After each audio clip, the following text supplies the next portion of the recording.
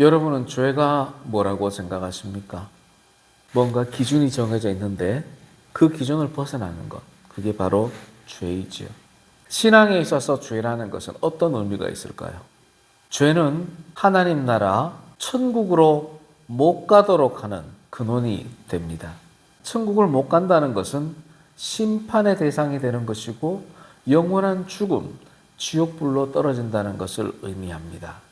하지만 인생은 너무나 연약해서 그 죄를 벗어날 수가 없습니다.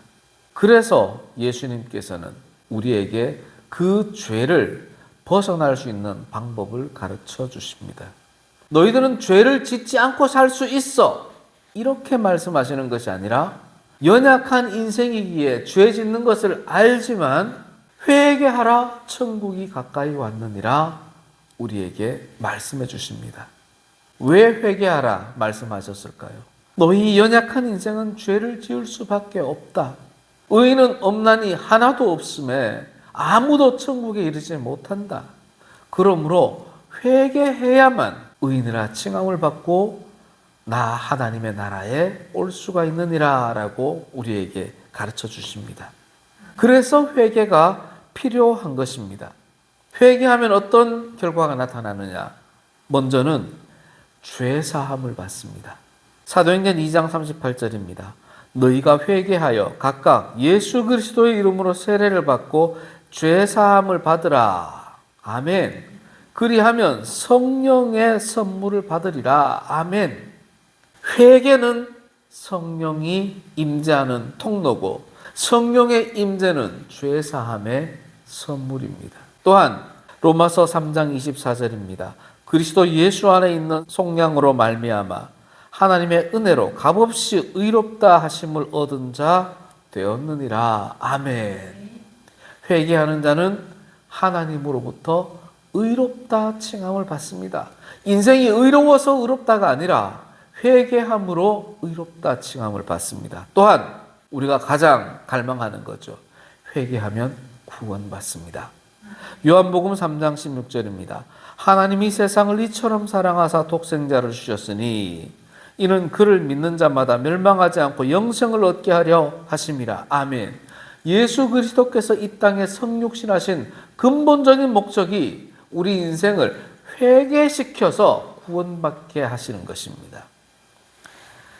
회개가 이렇게 구원의 길로 인도하는 하나님의 큰 은혜라는 걸 알고 있으면서도 회개하지 않는 사람들이 있습니다. 누가 회개하지 않죠? 세상 사람들. 그런데 세상 사람들이 회개하지 않는 것 이해가 되잖아요. 뭘 알아야 회개를 하죠. 회개해야 된다는 자체를 모르니 회개할 수가 없죠. 그들은 이미 사탄에 이끌리며 살아가고 있어요. 문제는 우리 성도들입니다. 성도들 중에 회개하지 않거나 잘못된 회개를 하는 경우가 있습니다. 회개하지 않거나 잘못 회개하는 사람들의 결과는 어떻게 될까요? 망합니다. 멸망합니다. 예수님께서는 말씀하십니다. 오늘 본문 3절입니다. 너희에게 이르노니 아니라 너희도 만일 회개하지 아니하면 다 이와 같이 망하리라. 아멘. 망하는 근원이 회개하지 않기 때문이라고 명확하게 말씀하십니다. 빌라도가 이스라엘 백성 수천 명을 살해합니다. 무너진 실로암 망대에 깔려 죽은 사람이 18명이나 된다고 합니다. 이런 사람들을 두고 옆에 있던 사람들이 저 사람들은 무슨 죄를 많이 지었길래 저렇게 죽임을 당합니까? 라며 비꼬듯이 예수께 묻는 겁니다. 그때 예수께서 아니다. 너들은 저 사람들보다 죽은 사람들보다 죄가 적어서 살고 있는 줄 아느냐? 그렇지 않다. 너희들도 회개하지 않으면 결국은 죽음을 맞이하게 된다. 영원한 죽음, 지옥으로 가게 된다고 오늘 말씀을 통해서 선포해 주시는 겁니다. 다만 그 멸망이 지연되고 있을 뿐이다라고 가르쳐 주십니다. 오늘 본문 말씀에서 회개하지 않는 자는 시간이 지나면 멸망이 없어져가 아닙니다.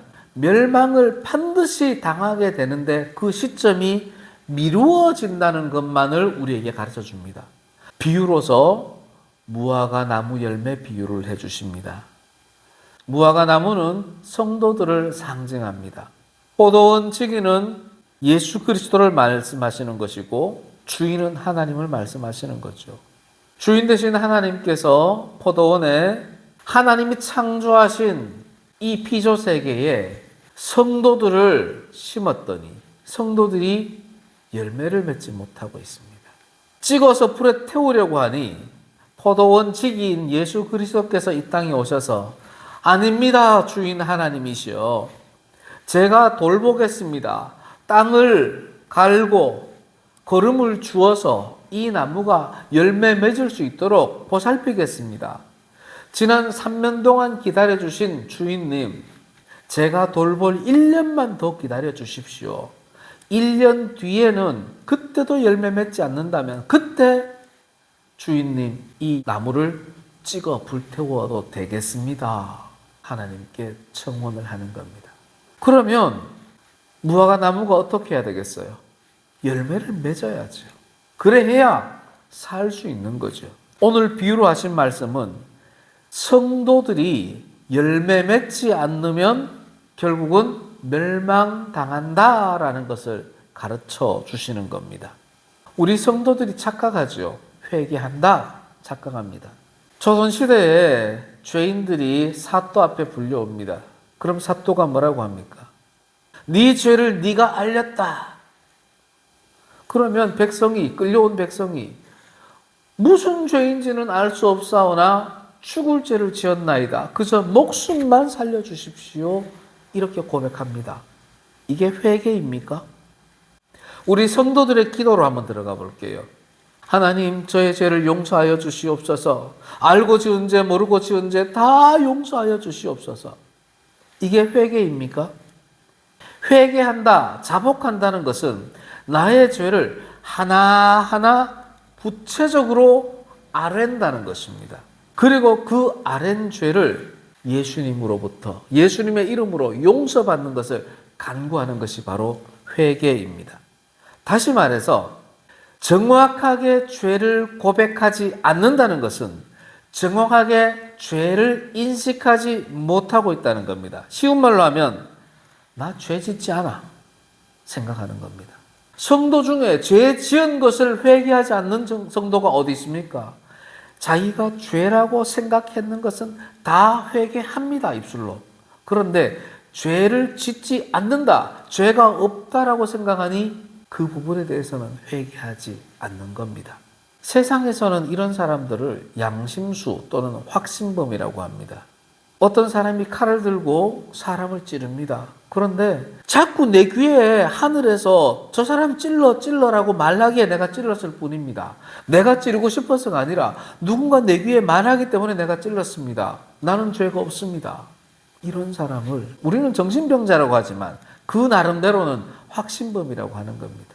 사랑하는 성도 여러분, 죄를 짓지 않고 살아가는 사람이 있을 수 있겠습니까? 성경은 말씀합니다. 로마서 3장 23장에 모든 사람이 죄를 범하였으며 하나님의 영광에 이르지 못하더니. 아멘. 인생은 연약해서 죄를 지을 수밖에 없습니다. 그런데도 세상 사람들은 죄가 없다고 생각하고 우리 그리스도인들은 지은 죄, 자기가 인식하는 죄는 순간순간 회개하며 살아갑니다. 하지만 모르는 것은 죄가 아닌 겁니까? 내가 사람을 죽이고 사람을 때려놓고 죄인 줄 몰랐어요 하면 죄가 안 되는 겁니까? 그렇지 않잖아요. 하나님의 기준이 명확하게 있잖아요. 이건 죄다, 죄가 아니다. 죄를 짓지 않는다고 생각하기 때문에 회개하지 않는 것입니다. 또 하나는 죄를 짓고도 죄인 줄, 범죄한 줄 인식하지 못하기 때문입니다. 그 이유는 기준을 모르기 때문입니다. 잘못된 기준 때문입니다. 세상에는 죄의 기준을 법이라고 표현을 합니다. 그런데 그 법은요, 만들었다가 개정을 하기도 합니다. 또 어떤 법은 없애기도 합니다. 인생의 법은, 세상의 법은 완전하지가 않습니다.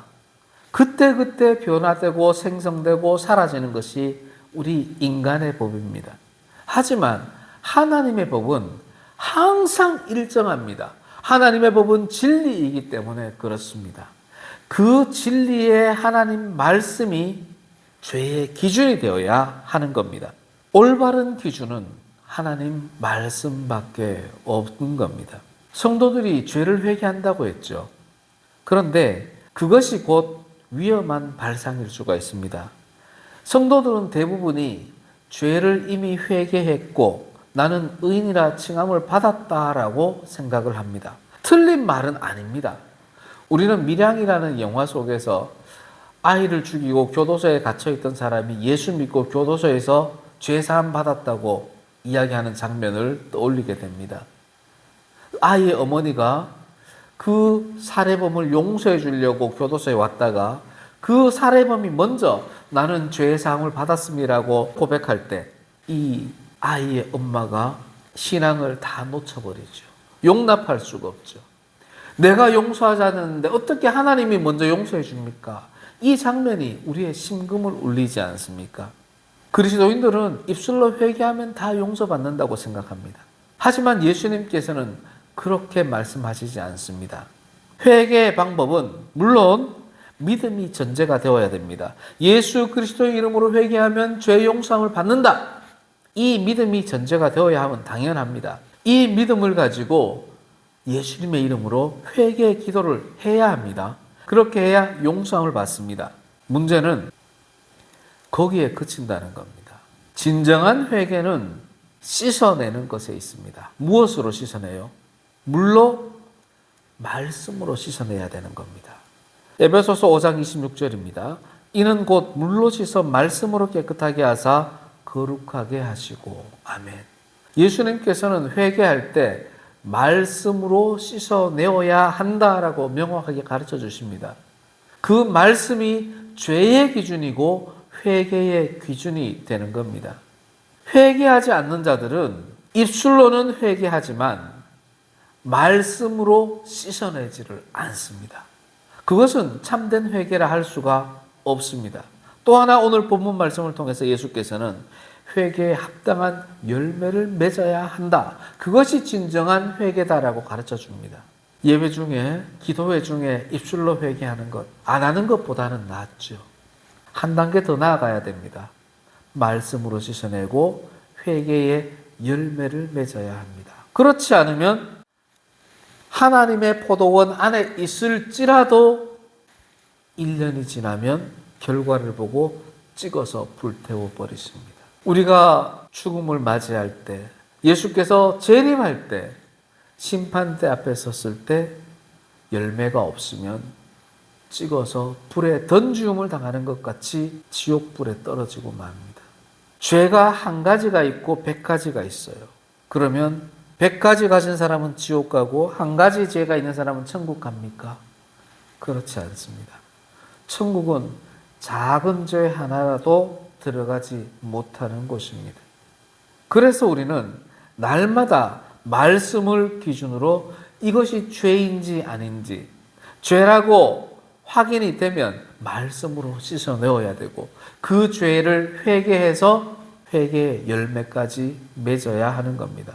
이것이 진정으로 회개하는 자의 모습입니다. 사랑하는 성도 여러분, 입술로 고백하는 것만이 회개하는 것이다라고 착각하지 맙시다. 진정한 회개는 입술의 회개를 넘어서서 말씀으로 씻어내고 회개의 열매를 맺는 것입니다. 사랑하는 성도 여러분, 우리 모두 하나님 말씀을 기준으로 회개하고 하나님 말씀으로 씻어내고 말씀으로 역사하는 성령의 열매를 맺는 지혜로운 성도로 살아갑시다. 아멘.